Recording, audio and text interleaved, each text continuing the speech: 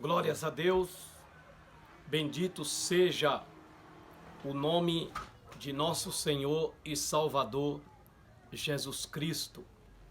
A Deus seja a honra, a glória e o louvor para todo sempre. Estamos de volta para conversarmos mais uma vez sobre um assunto bastante maravilhoso, um assunto de interesse de todos e para todos, e que Deus possa nos despertar, que Deus possa abrir a nossa mente, abrir o nosso entendimento para compreendermos cada dia mais o querer, a vontade de Deus e nos submeter a ela de maneira a agradarmos a Deus. Eu quero nessa oportunidade maravilhosa, nesse dia maravilhoso, nessa tarde maravilhosa, que Deus me concede, que Deus me dá a graça de estar aqui, ainda de férias, restando 5 dias para terminar as minhas férias longas, maravilhosa, na companhia da minha família aqui em casa, saindo quando realmente precisa, quando realmente se faz necessário sair. Mas estamos na presença de Deus, glorificando a Ele na beleza da sua santidade. Eu quero nesse momento ler com você um versículo, bastante conhecido esse versículo. É um versículo muito conhecido, citado, muito lido nas igrejas, que se encontra no livro de Atos dos Apóstolos, no capítulo de número 16, no versículo de número 31. Atos dos Apóstolos, também chamado de Atos do Espírito Santo. Glória a Deus, capítulo 16, versículo 31, que nos diz assim: E eles disseram, crê no Senhor Jesus Cristo e serás salvo, tu e a tua casa. E eles disseram, crê no Senhor Jesus Cristo e serás salvo, tu e a tua casa. Glórias a Deus. Amém. Somente esse versículo para nós conversarmos nessa oportunidade que Deus nos concede. Como eu disse, um versículo muito conhecido, um versículo muito citado na igreja, muito lido esse versículo. O assunto bastante conhecido também, onde fala da prisão de Paulo e de Silas e da libertação deles por um anjo, onde o anjo, Paulo e Silas presos, mas cantando, presos, mas louvando a Deus, presos, mas glorificando a Deus, não se abatendo, não se deixando se abater pela prisão ou por nada, mas estavam presos e adoravam a Deus, confiante do Deus que eles serviam, do Deus que eles adoravam, do Deus que eles prestavam culto e adoração. De maneira que as prisões não lhes abateram. E eles louvavam a Deus quando um anjo desceu a cela, a prisão tomada por um clarão, e os anjos abriram-lhe as celas e soltaram-lhe as cadeias que os mantinha preso, como também os grilhões aonde eles estavam presos.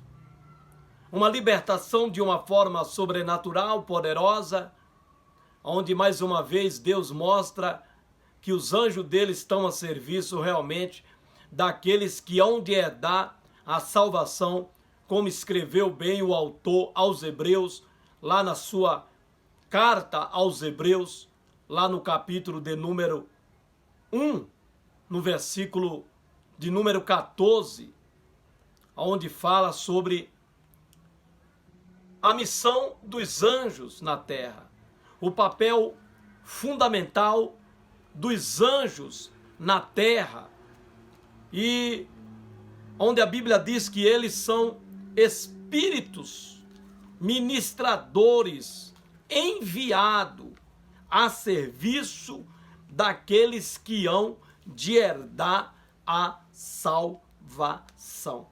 Então os anjos, eles são espíritos enviados a serviço daqueles que hão de herdar a salvação. Então, se você é um daqueles que aceitou a Jesus, que professa Jesus, que deixou Jesus entrar em você, porque, como eu sempre digo, vinha a Jesus, todo mundo vem. Vir a Jesus, todo mundo vem. Todo mundo quer vir a Jesus. O difícil é deixar Jesus entrar em você. Porque quando Jesus entra, ele faz mudança. Ele muda o homem e a mulher de dentro para fora. De maneira que essa mudança ocorrendo dentro do ser humano, no cerne do problema do ser humano, que é na alma, esse problema na alma sendo resolvido, e o homem, a mulher sendo liberto, o seu corpo irá mostrar, revelar para o mundo externo, o mundo físico, essa libertação ocorrida na alma do indivíduo. Na alma do indivíduo.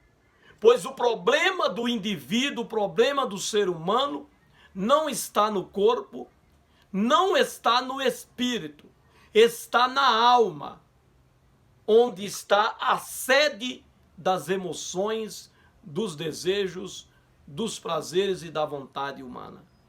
Então o problema do ser humano está na alma.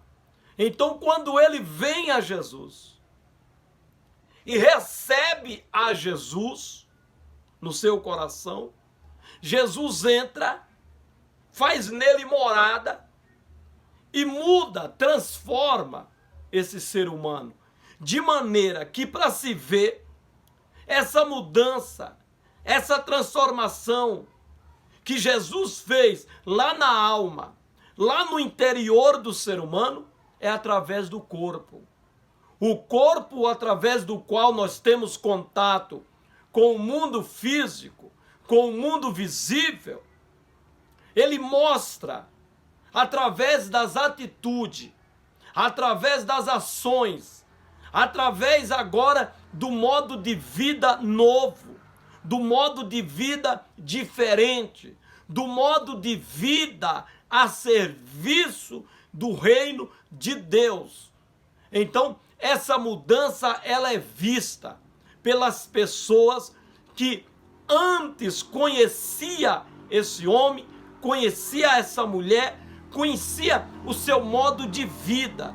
Agora, com essa mudança que Jesus fez dentro do ser humano, esse corpo irá mostrar, revelar para o mundo físico, para o mundo visível, a mudança que essa pessoa deixou Jesus fazer no seu interior. E ela agora vai ser vista como uma nova criatura, uma nova pessoa, onde os seus hábitos, onde as suas atitudes, onde o seu caráter, onde a sua índole, foi totalmente mudado, transformado, de maneira agora a glorificar a Deus, a exaltar a Deus. Ele já não vai mais viver para ele, já não vai mais viver para ela, já não vai mais viver para o mundo, já não vai mais viver conforme a imposição do mundo, a que ele impõe para as pessoas viver de maneira a trazer em sua vida as marcas do mundo.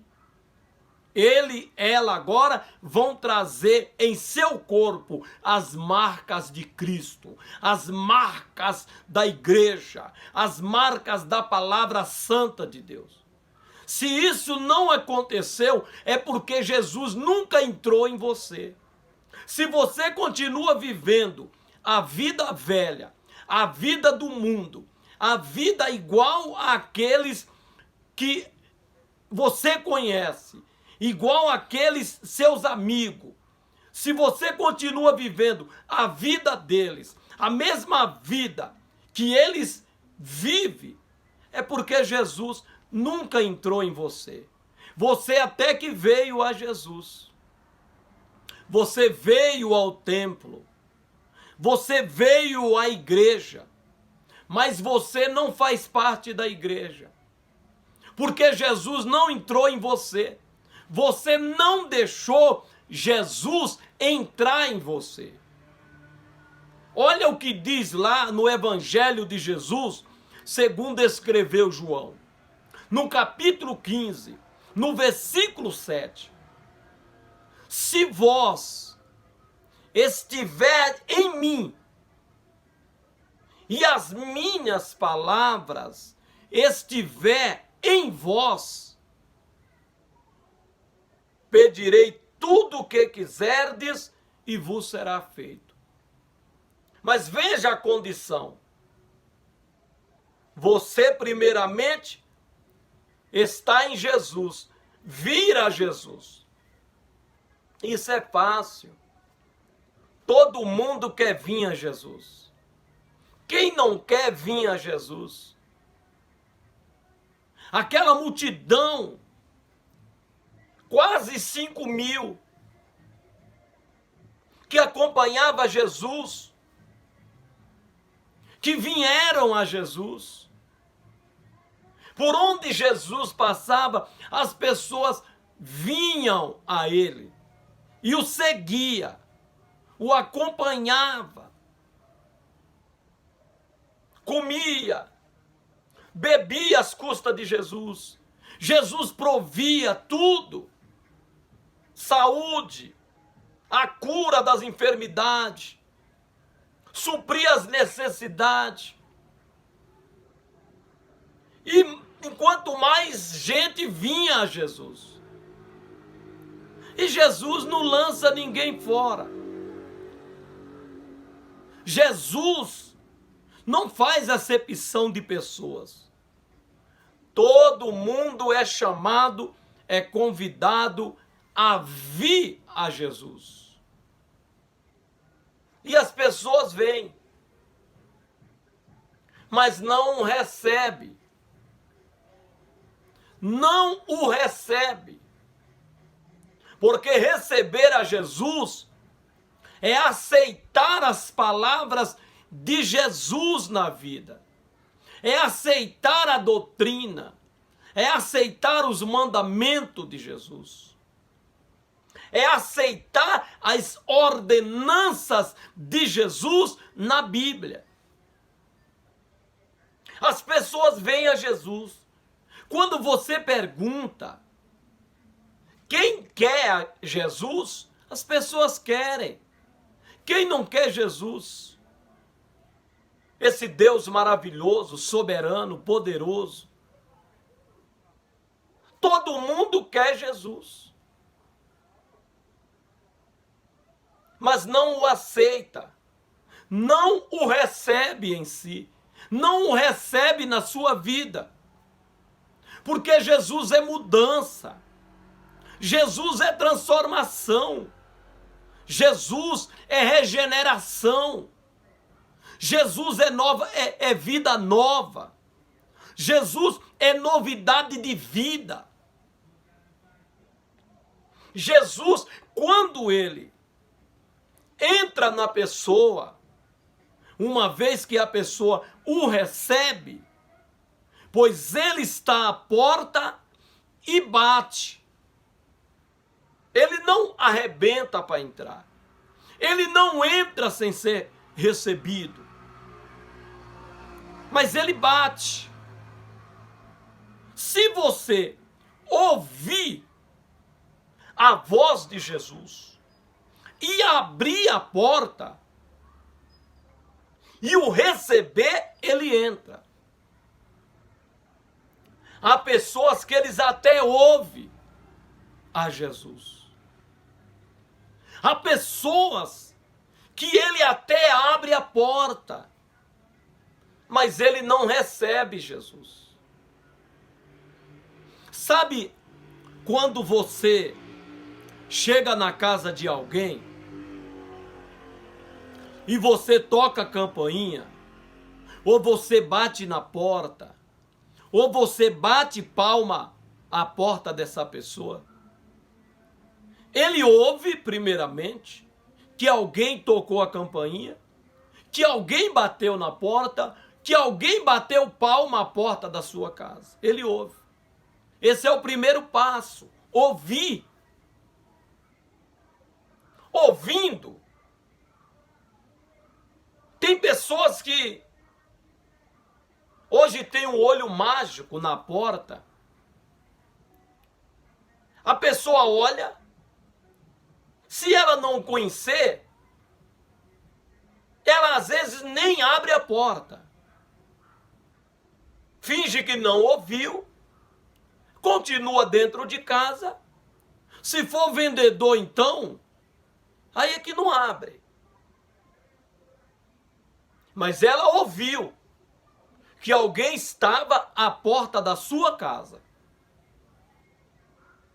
Pela ação da pessoa, bater, tocar a campainha. Mas a pessoa viu pelo olho mágico que tem em algumas portas. Outros não têm um olho mágico, mas tem uma câmera na porta. Outros olham pela janela, mas não abre a porta. Outros abrem a porta. Eles vêm até a porta, abrem, mas não convida, não recebe essa pessoa dentro da sua casa.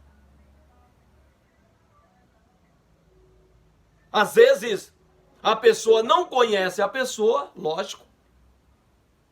Então, muito que a pessoa faz é abrir a porta para atender essa pessoa, mas não o recebe na sua casa. Se for conhecido, alguém que essa pessoa conhece, muitas das vezes ela está ocupada, que ela não recebe na sua casa. Ela fala que está ocupado, que no momento não dá para receber aquela pessoa, conversa o que tem para conversar, discute o que tem para ser discutido, marca um outro horário em um outro lugar, combina, mas naquele momento a pessoa não recebeu a pessoa na sua casa. É o que muitos fazem com Jesus. É o que muitos, a maioria, não é a minoria, é a maioria. Eles até que ouvem a Jesus. Uns vão ao templo. Nossa, tem pessoas que eles gostam de ir ao templo. Eles gostam dos hinos. Eles gostam dos louvores. Eles gostam da palavra. Eles gostam do ambiente. Eles gostam de estar envolvido. Eles ouvem. Tem uns que até chora, se emociona, porque o ser humano, ele é um ser emotivo. O ser humano é um ser emotivo. Ele chora, ele se emociona, ele lacrimeja os olhos por algo que lhe toca. Porque o ser humano é um ser emotivo. Então muitos ouvem e choram. Até que abre a porta, mas não recebe Jesus. Eles não recebem. Jesus fica na porta, ele conversa com Jesus, Jesus conversa com ele, mas eles não recebem. Dali mesmo da porta, Jesus vai embora. Porque eles não recebem a Jesus. E Jesus não entra sem que você não o convide, recebendo na sua casa. Não. Jesus não faz isso. Nem em todas as casas Jesus está.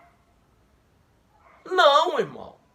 Jesus, ele está em todo lugar. Em todo o mundo. Jesus, Deus, ele não ocupa espaço. Ele preenche o mundo com a sua presença. Não há lugar neste mundo aonde não tenha a presença de Deus. Jesus está lá no centro de Macumba, Jesus está lá no prostíbulo, Jesus, ele está em todo lugar. Isso falando dele como Deus onisciente, onipresente, onipotente. Mas no sentido de estar naquele lugar para agir, para operar, para fazer um milagre, não é em todo lugar. Não é em todas as casas. Se não convidar a Jesus. Então, nem toda a casa, Jesus está lá. Ele só vai se você convidar. Tenha certeza disso. Se você não convidar, Jesus não vai. Jesus não está na tua casa. Porque para estar em uma casa, essa casa tem que estar adequada para receber Jesus. Porque Jesus é santo. E ele não vai em qualquer lugar. Então muitas pessoas, eles veem a Jesus. Eles ouvem a Jesus. Eles choram, se emocionam. Eles abrem a porta para Jesus, mas não recebem Jesus. Eles não convidam Jesus para entrar em seus corações, em suas vidas. Porque Jesus é mudança e eles não querem mudar. Eles não querem se deixar transformar, regenerar. Não querem. Então as pessoas ficam nesse meio termo, nesse impasse, como que se para Deus, para com Deus, houvesse meio termo. Como que se pode servir a Deus e servir ao diabo? Pertencer ao reino do céu e pertencer ao reino do diabo? Não. Com Deus não há meio termo. Ou você é de Deus, ou você é do diabo. Não tem meio termo. Não tem esse negócio de não pertencer a um e nem a outro. Não tem esse negócio de você pertencer em parte a um e em parte a outro. Não. Não tem esse negócio de você pertencer aos dois ao mesmo tempo. Não, não tem isso. Ou você serve a Deus para entristecer ao diabo, ou você serve ao diabo para entristecer a Deus. Não há meio termo. Não há como servir a Deus e ao diabo ao mesmo tempo. Você precisa se decidir. Você precisa escolher. O diabo, até que ele aceita meio termo. Mas Deus não aceita. Deus, ele quer você totalmente para ele. Ele quer você no seu total, na sua totalidade para ele. Ele quer você de espírito, de alma e de corpo para ele. O diabo não. O diabo, ele sabe que Deus não aceita meio termo, então ele aceita. Ele aceita que o homem, ele aceita que a mulher o sirva meio termo. Ora, faz as coisas do diabo, do mundo, e ora vai lá fazer as coisas de Deus na igreja. Ele aceita, ele não acha ruim. Porque ele sabe que meio termo para Deus é nada. Ele sabe que para Deus é tudo, é todo, é total ou nada. Então ele sabe que se o homem, se a mulher servir a ele com meio termo, no final, esse homem e essa mulher será dele totalmente. Porque Deus não aceita. Então, você precisa decidir. A multidão que vieram a Jesus, que se servia de Jesus e do que Jesus lhe proporcionava, os quase 4.000, os quase 5.000, quando Jesus quis entrar no coração deles, eles não receberam. Quando Jesus aplicou a sua palavra, lhes deu a sua palavra, a sã doutrina, lhes revelando as condições para seguir a Jesus, para Jesus estar nessas pessoas, aqueles quase 5.000 foram embora. Eles estavam com Jesus, eles vieram a Jesus, ficaram com Jesus, andaram com Jesus, mas quando Jesus quis entrar neles, quis fazer morada neles, para os mudar, os transformar para Deus, eles não aceitaram. Viraram as costas e foram embora. De tal maneira, de tal forma, que os 12, os discípulos, foi a Jesus e disseram para Jesus: o povo achou o teu discurso pesado. O povo achou a tua doutrina pesada, dura, exigente. Talvez dizendo para Jesus: ameniza, pega leve, faz uma vista grossa, aceita o povo de qualquer maneira. Vinde como estáis e ficais pior do que o que vim, do que como vieram. Não é isso que muitas igrejas fazem? Não é essa a pregação das igrejas hoje? Vinde como estáis e ficai pior do que quando vieram, do que como vieram.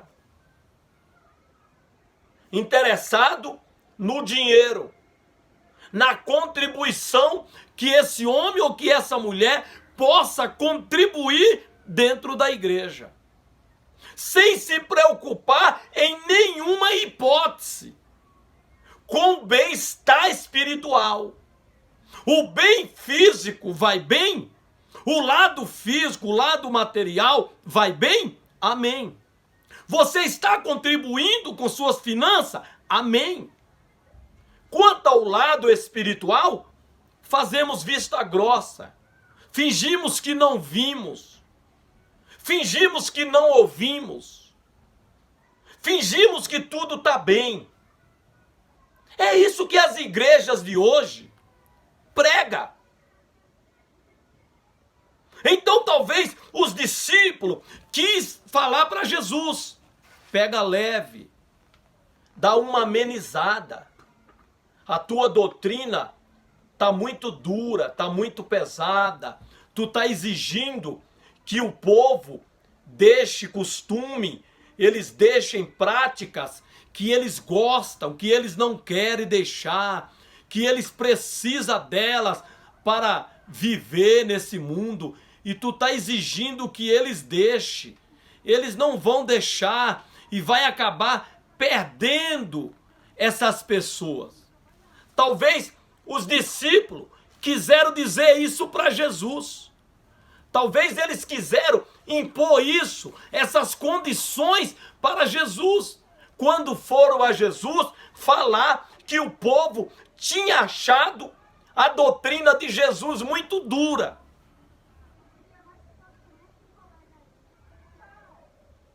Jesus, que não muda, Jesus que é santo,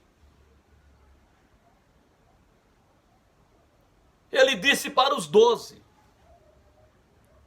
a porta da serventia está aberta para vocês. Vocês querem ir com eles?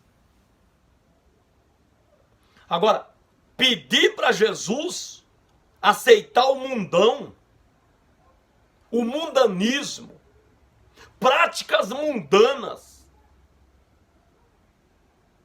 dentro da igreja, corromper a igreja com práticas, com costumes mundanos, só para ter a maioria? Não. Jesus nunca perdeu. Se saíram, era porque não era de Jesus. Jesus nunca perdeu, irmão. Esse negócio que Jesus, que a igreja ali de Jesus está perdendo. Não, irmão. Não. Ou a palavra segura o crente dentro da igreja, ou então, irmão, se ela não está segurando o crente, é porque ele não é de Jesus. Ele não é para Jesus. Isso é a realidade, irmão. Quem tem que segurar o homem e a mulher dentro da igreja é a palavra de Deus. É a palavra pregada. É a palavra que fala quem é Deus. É a palavra que fala o que Deus faz, o que Ele pode fazer, o que Ele vai fazer. É a palavra que fala de Deus, sobre Deus, que nos motiva a amá-lo, a ficar com Ele, a querer andar com Ele, a deixar tudo para estar com Ele. a nos submeter às condições que ele estabelece, que ele impõe, que ele determina para nós estarmos com ele.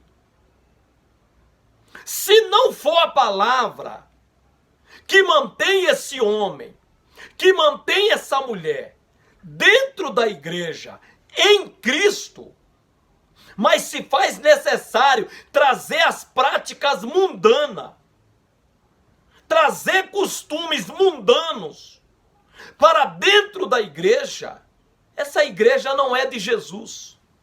Esse povo não é de Jesus, irmão. Nem todo mundo é de Jesus. Nem todo mundo pertence a ele. Foi ele quem criou o ser humano, a sua imagem, a sua semelhança. Ele é o criador do ser humano. Mas nem todo ser humano pertence a ele. Porque o ser humano não quer pertencer a Deus. E ele tem esse livre-arbítrio. Ele tem esse poder de escolher porque Deus lhe deu. Deus lhe deu. Então, para pertencer a Deus, eu tenho que querer. É lógico que como Deus, como Criador de tudo, de todas as coisas existentes, eu pertenço a Ele. Todo mundo pertence a Ele. Tudo pertence a Deus. O ser humano, ele não tem nada. Ele não criou nada, ele não fez nada para trazer à existência alguma coisa. Tudo foi Deus. Então tudo, todos pertencem a Deus. Mas no sentido de ter Ele como Deus, ter Ele como Pai, aí o ser humano precisa querer. Ele precisa decidir querer ter a Deus. Querer pertencer a Deus. Ele precisa chegar e falar: Senhor Jesus, eu te aceito e eu quero te receber no meu coração, na minha vida, para eu te pertencer. Para eu ser teu. O ser humano precisa se decidir. Ele tem que escolher querer ser de Deus, querer pertencer a Deus, ser uma propriedade de Deus. Deus quer você. Deus quer ter você para Ele. Deus quer você com Ele, mas você precisa querer. E querer é submeter-se à vontade de Deus e não à tua vontade. É se impor à vontade de Deus e não querer impor para Deus a tua vontade. A multidão, quando Jesus lhe quis impor a sua vontade, a vontade do Pai, na doutrina, na forma de viver, na forma de andar, na forma de ser, na forma de vida, que agora vindo a Jesus, abrindo a porta para Jesus, recebendo a Jesus, eles tinham que passar a viver. Eles não quiseram. Compromisso com Deus é o que muitos não querem. Eles querem compromisso com o templo, com a igreja, com o pastor, mas eles não querem compromisso com Deus. Não querem. Então a multidão foi embora. Os 12 pensou que Jesus estava triste com isso. Foram lá, falaram para Jesus. Jesus falou para eles: querem ir com eles? A porta da serventia está aberta. Eles então falaram: Senhor, para quem iremos nós, se só tu tem palavra de vida eterna? E nós temos visto e temos crido que tu és o Cristo, o Filho de Deus. Então tudo bem. Se vocês quiserem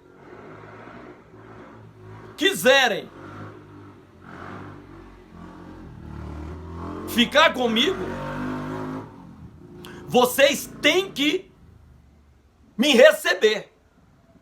Receber a minha palavra é me receber, é receber ao Pai. Pelo contrário, vocês vão estar andando comigo, mas eu não estou em vocês. É assim que funciona com Deus, irmão. É assim que funciona com Deus. Não é como a gente estamos vendo aí, não. Não. A multidão foi embora, ficou os 12. Mas que fica os 12 salvos. E olha que os 12, ainda teve um que se perdeu. Ainda teve um que, mesmo ouvindo Jesus perguntar se eles queriam ir com a multidão, eles optaram por ficar com Jesus. Mas um deles, o Judas, não aceitou que Jesus entrasse nele. Não recebeu Jesus no coração dele. Mas era um dos 12. Era um dos apóstolos. Era um dos ministros que andava com Jesus. Andava com Jesus. Estava com Jesus. Veio a Jesus. Mas não aceitou, não recebeu Jesus dentro dele. Dentro do seu coração. Na sua alma. Judas não aceitou. Mas ele não optou em ir com a multidão. Quando a multidão foi embora por causa da doutrina, por não querer aceitar a doutrina de Deus que Jesus pregava, Judas não escolheu ir com eles, mas preferiu continuar com Jesus, continuar como um dos 12 apóstolos. Não sei se o que motivou a continuar era por ele ser o tesoureiro e estar sempre roubando do tesouro que se depositava a Jesus para manutenção. Mas eu sei que ele continuou. Mas Jesus não entrou em Judas. Judas viveu todo o ministério de Jesus, com Jesus, mas sem nunca ter recebido Jesus no coração dele. É o que muitos fazem hoje. E esse versículo que nós lemos é um versículo que me preocupa. Me preocupa porque se você lê um texto sem ler o contexto são os versículos que vêm antes e os que vêm depois do versículo que você leu. Por exemplo, aqui, eu li Atos, capítulo 16, eu li o versículo 31. Então, o texto que eu li foi o versículo 31. As palavras que está no versículo 31. O contexto é do 30 para trás e do 32 para frente. Se você ler somente o versículo 31, vai dar a entender o quê? Vai dar a entender o que nós temos ouvido se pregar, se falar, e no que se tem crido, que eu crendo, eu salvarei a minha família. Se eu crer, a minha família vai ser salva. E não é verdade. Não é verdade. Isso é o perigo de ler um versículo isoladamente. Ler um versículo de forma isolado. Ora, é lindo esse versículo. E ele está até naquelas caixinhas de promessa. Aquelas caixinhas de versículo chamada de promessa. Diz assim o versículo, ó. E eles disseram: crê no Senhor Jesus Cristo e serás salvo, tu e a tua casa, você e os de sua família. Será salvo você e os de sua família. Lindo esse versículo. Ele dá a entender que se o marido crê, só ele crê, ele e os da família dele vai ser salvo. Se a esposa crê, ela e os da família dela vão ser salvos. E não é verdade. Isso é um engano. E engana quem crê dessa maneira. Aí entra o que Jesus disse em Mateus 22, 29. Errais por não conhecer as Escrituras e nem o poder de Deus. E João 5,39. Examinai as Escrituras, para não errar, por não conhecer as Escrituras e nem o poder de Deus. Aí Jesus diz em João 5,39, examinais as Escrituras, porque cuidais ter nelas, nas Escrituras, a vida eterna. E são elas, as Escrituras, que testificam de mim, de Jesus. Então, só erra quem não conhece as Escrituras. E não conhece por quê? Porque não examina as Escrituras. O versículo aqui, se formos ler ele isolado, somente o versículo 31, nós vamos acreditar nessa mentira, nesse engano, que eu fico preocupado quando eu ouço alguém pregar nesse versículo e dar a entender para as pessoas que se ele crê, se ela crê, os da sua família vai ser salvo. Pessoas confiantes que o marido dela, beberrão, os filhos dela, mundanos, que não querem saber de Jesus, pelo fato da irmã crer, o marido e os filhos vão ser salvos. Isso não é verdade. O marido crê, e ele então acredita que com isso, ele crendo, a mulher dele e os filhos dele vão ser salvos. Não é verdade. A salvação, ela é individual. O marido não salva a esposa. A esposa não salva o marido. O marido e a esposa não salvam os filhos. Os filhos não salvarão os pais. A salvação, ela é individual. Eu não posso crer pela minha esposa.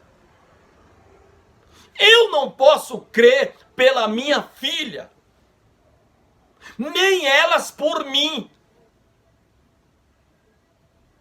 orar por elas até que eu posso. Ora por mim, aí eu oro. Mas crer por mim, não. Isso não. Isso aí já é individual, particular de cada um. Senão seria muito fácil, seria muito bom eu crer pela minha esposa, pela minha filha, e elas serem salvas. Mas não é assim que funciona. A palavra de Deus registra Deus dizendo, através de Paulo aos romanos, aos crentes em Roma, capítulo 12, no versículo 14, que cada um dará conta de si mesmo. Cada um de nós dará conta de si mesmo a Deus.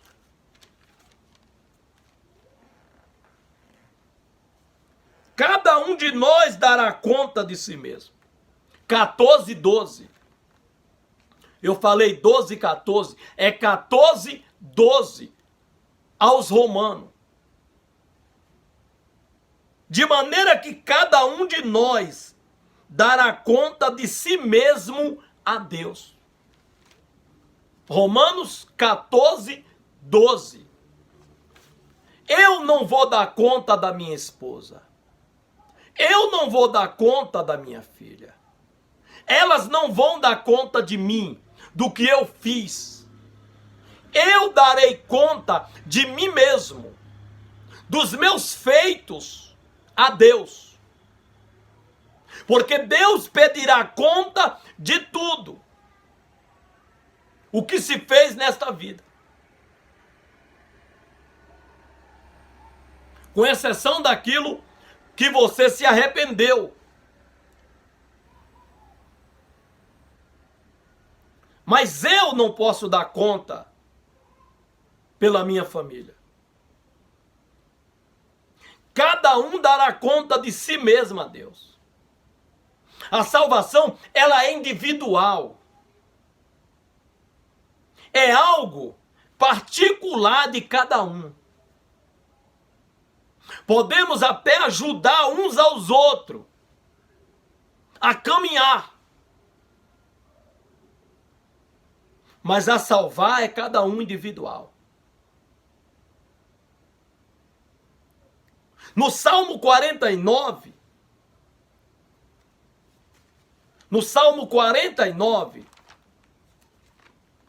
no verso Salmo 49,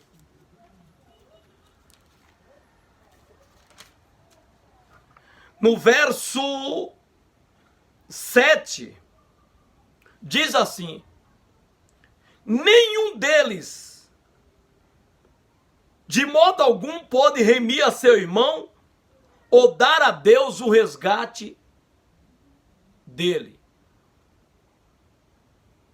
Ninguém pode dar a Deus o resgate pelo seu irmão.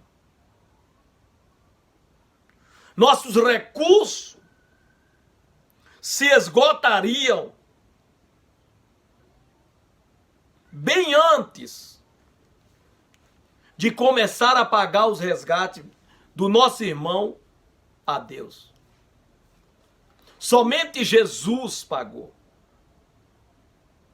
Então cada um individualmente tem que reconhecer esse resgate e receber para ser salvo. Então esse versículo, quando Paulo falou para o carcereiro, diante do medo que tomou conta do carcereiro e dos demais que estavam ali, quando ele viu as celas todas abertas, logo pensaram estamos mortos. Os presos escaparam e eles, num ato de vingança, vão nos matar. O carcereiro pegou logo da espada para se matar, quando Paulo disse: não faz isso. Sem falar também nas consequências que os carcereiros iriam sofrer por deixar os presos fugirem. Tinha consequência. Quando não era os presos que os matava, se eles escapassem da vingança, da ira dos presos, na mão dos seus superiores, iriam sofrer consequência. Então, entre uma coisa e outra, como eles pensaram logo, todos fugiram. Ele já pensou logo em se matar. O carcereiro, vendo que todas as portas das celas estavam abertas, ele logo pensou: eu vou tirar minha própria vida, porque vamos sofrer muito na mão dos nossos superiores. Mas as portas da cela realmente foram abertas pelos anjos. Porém, os presos continuavam todos ali na cela. Eles não fugiram. Foi quando Paulo viu que o carcereiro ia se matar, Paulo gritou. Isso está nos versículos anteriores. Paulo gritou para que ele não lhe fizesse mal, porque todos eles estavam ali.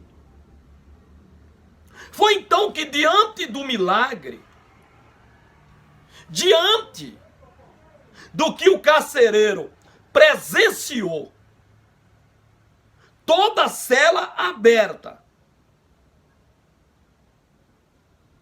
um terremoto que se deu. Um terremoto que se deu quando eles cantavam. As portas das celas se abriram. Foram soltas as prisões que lhes mantinham presos, pelas mãos e pelos pés. Ora, logo, eles temeram. Temeram. Quando acordaram e viram as portas das prisões abertas, tirou da espada e quis se matar. Cuidando que os presos já tinham fugido e iriam sofrer consequência diante dos seus superiores.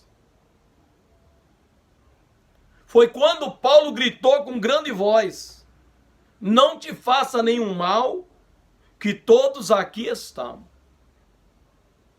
Então o carcereiro pediu luz, saltou dentro e todo trêmulo se prostrou ante Paulo e Silas. Ele reconheceu que um grande milagre tinha acontecido ali. Um grande milagre, com certeza. Anjos desceram ali e fez com que os alicerces da prisão tremesse. As trancas das portas foram abertas. Os grilhões com que eles eram mantidos presos pela mão e pelos pés caíram. E o carcereiro logo viu que algo sobrenatural tinha acontecido. Foi então que, tirando os presos para fora da sua cela, o carcereiro perguntou para Paulo, dizendo: senhores, que é necessário que eu faça para me salvar? Aí então vem a resposta de Paulo ante uma pergunta feita pelo carcereiro com relação a salvar-se. Paulo então diz: crê no Senhor Jesus Cristo e serás salvo.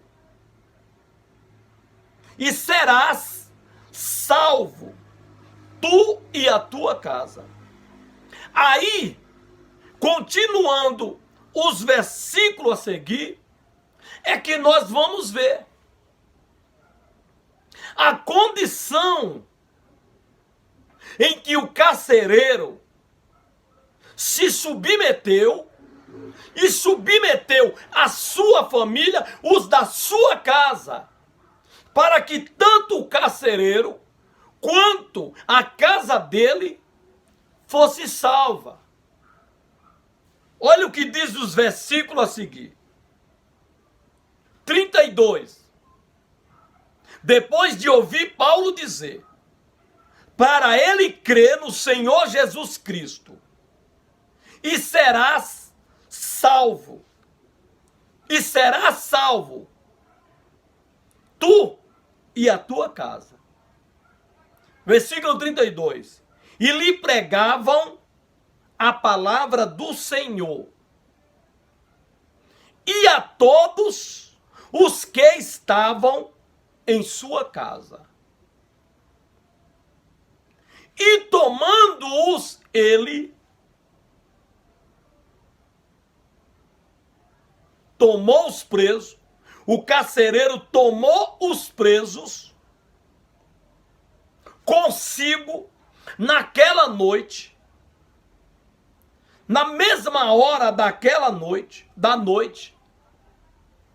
lavou-lhes os vergões, tratou, porque eles foram açoitados e depois foram acorrentados pela mão e pelos pés e mantido ainda numa cela preso.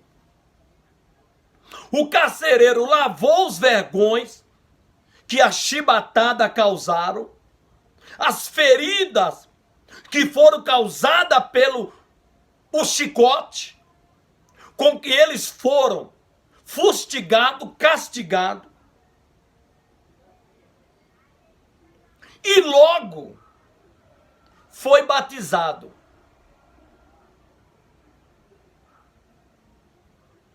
Veja que coisa. Ele, o carcereiro e todos os seus. E tomando-os, ele, o carcereiro, tomando os presos,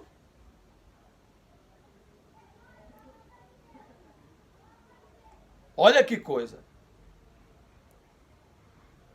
levou-os à sua casa, lhes pôs à mesa, e na sua crença em Deus, alegrou-se com toda a sua casa. Então veja que os versículos anteriores ao 31 que nós lemos, relata o que levou Paulo a falar para o carcereiro.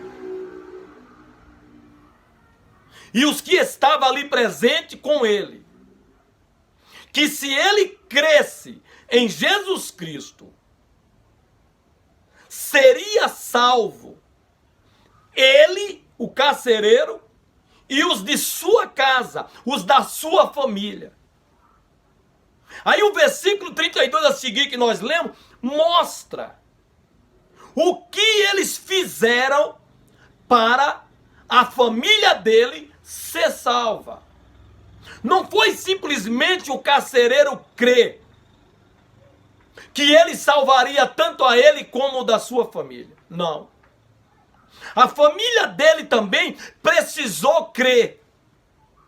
Porque a fé em Deus, o acreditar em Deus, vem pelo ouvir a palavra de Deus. Romanos 10, 17. A fé, o acreditar em Deus, vem pelo ouvir. E o ouvir de Deus, a respeito de Deus, é pela palavra de Deus. Porque a palavra de Deus fala de Deus, em Deus, sobre Deus. E tudo que nós precisamos saber a respeito de Deus para acreditarmos em Deus. Então levou eles até a sua casa, ele pregou para os da sua família, os da sua casa, eles também creram. Aí eles foram salvos. Então não é simplesmente o fato de você crer que você vai ser salvo e a tua família também vai ser. Não. Não. Se você crer, somente você será salvo. Agora, se você usar o que você já tem de Deus, já sabe sobre Deus, e falar para a tua casa, falar para os da tua família, e eles vierem a crer também, eles serão salvos também, juntamente com você. A salvação, ela é individual. Ninguém vai salvar ninguém. Cada um salvará a si próprio, a si mesmo. Efésios capítulo 2, versículo 8, 9. Pela graça sois salvo, por meio da fé. Pela graça sois salvo. É um ato de graça. É um ato do favor de Deus. Mas você precisa crer. Pela fé. A salvação é um ato do favor de Deus. Imerecido. A quem não merecia, nós. Mas Deus graciosamente nos deu o meio de nos salvar. Jesus. João 3,16. Porque Deus amou o mundo de tal maneira que deu o seu Filho unigênito, para que todo aquele que nele cresce não perecesse, mas que tivesse a vida eterna. Então a salvação é um ato da graça, um ato do favor de Deus para conosco que não merecemos. Pela fé. Aí você precisa ter fé. Você precisa acreditar em Deus. Não é simplesmente crer, é acreditar em Deus. Não é crer que Ele existe, é acreditar em Deus. E receber Ele no teu coração, receber Ele na tua vida. Pela graça sois salvo, por meio da fé. E isto, a fé, não vem de vós. É dom de Deus, é um dom que Deus dá. Aí diz, não vem das obras a salvação. Não vem das obras a salvação.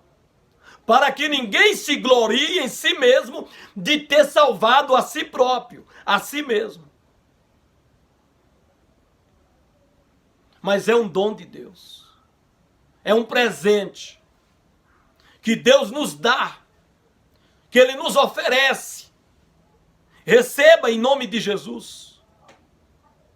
Receba esse dom que Deus está dando, esse presente que Ele deu ao mundo, seu Filho amado Jesus Cristo. Quando Ele olhou dos céus à terra, para ver se havia algum que tivesse entendimento e buscasse a Deus. Dos céus à terra, não foi achado um homem, uma mulher sequer, que buscasse a Deus e fizesse o bem. Todos estavam desviados e juntamente se fizeram imundo. Não houve um sequer que fizesse o bem e buscasse a Deus. Então Deus deu seu Filho. Deus deu Jesus para nós. Cabendo a nós agora, pela fé, acreditar em Deus, em Jesus e recebê-lo em nosso coração. Aí seremos salvos. Aí a nossa família, a nossa casa, também recebendo, será salvo. Pelo contrário, não há salvação de uma família por meio de um dos membros que crê. Todos têm que crer. E isso pela pregação da santa palavra de Deus. Então o versículo aqui, se lermos ele isoladamente, vai conotar isso. Vai dar a entender erroneamente isso. Que há possibilidade do marido crer em Deus e ele salvar tanto a ele quanto os da sua família sem necessidade deles crer. Não, está errado. Eu tenho medo quando eu ouço alguém ler esse versículo e não explicar. Lê só esse versículo e para. Não. Paulo disse a condição, mediante a pergunta do carcereiro, em querer ser salvo, perguntando, querendo saber o que ele faria, precisaria fazer para ele se salvar, mediante o milagre que ele ouviu, mediante o milagre que ele viu, mediante o milagre que ele sentiu ali na prisão, na possibilidade dos presos fugirem, irem embora, uma vez que as prisões foram todas abertas, as cadeias que lhes prendia pelas mãos e os pés foram abertos, eles estavam livres para fugir, mas eles não fugiram. Foi um milagre que fez com que o centurião, o carcereiro, cresce em algo que ele nunca creu, que ele nunca sentiu: Jesus. Então lhe veio o desejo de saber o que ele precisava fazer para ele se salvar. E o homem e a mulher não precisam fazer nada. Jesus já fez. Ele só tem que crer no que Jesus fez. Ele só tem que crer, acreditar e receber a Jesus Cristo como seu Salvador, como seu Senhor na sua vida e deixar Jesus lhe mudar, lhe transformar, lhe regenerar. Aí ele será salvo. Pelo contrário, estará perdido, condenado, sentenciado ao inferno. Mas em Jesus está a vida eterna, de gozo e alegria com Deus. Creia em Jesus, receba Jesus, aceite a Jesus, que a tua família creia em Jesus contigo, receba Jesus juntamente contigo, para que todos da tua casa, da tua família, crendo em Jesus pela palavra, ouvindo a palavra, seja salvo para a vida eterna, em nome de Jesus. Deus te abençoe. Deus te guarde, Deus te sustente, Deus te proteja. E que você venha a Jesus. E deixe Jesus entrar em você. Como eu disse em João 15:7. Muitos vêm a Jesus. Fica com Ele. Anda com Ele. Se filia à igreja.